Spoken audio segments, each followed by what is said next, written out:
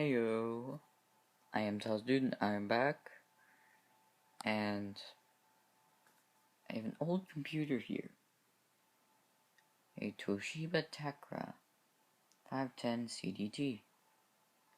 A lot older than the Latitude D600,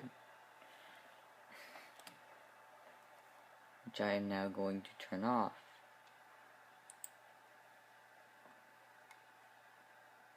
And that will take a little while with TinyCore because it has a bunch of stuff to load.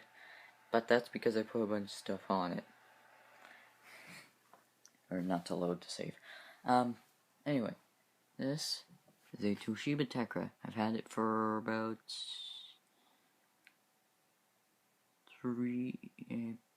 about a month now, maybe? Anyway.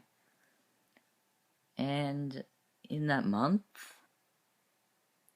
it has taken a 6-foot fall.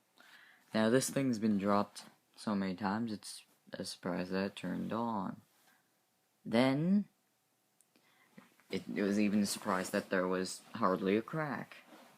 Then it took the 6-foot fall. And it got this bad boy. Got this cracked. This whole side thing flew off. Mechanism for a battery flew out. Battery casing sorta jiggles. Hard drive's a little loose now. Hard drive and battery flew out. This crack here was there. I just glued it. This, it says a 2.1 disk pack, big disk pack. I've actually put a 60 gig hard drive. For what reason, I have no idea. But I took it out of that D600.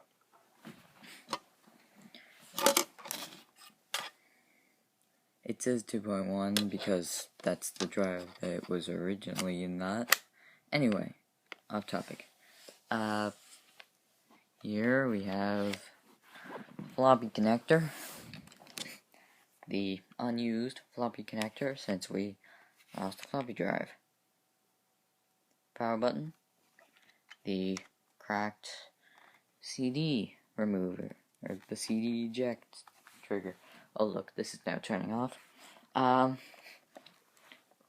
Once it hit the ground, when all of that flew out, CD drive popped out. Now what you're supposed to do to eject this is flip a switch here, hold in a button here, you hold in this button here, and then as you're holding that button, you flip this back. Now, all you have to do is flip this back, because some of the mechanisms broke. Now, the only thing holding that drive in is the fact that it's a tight fit, as you can see from these rub marks.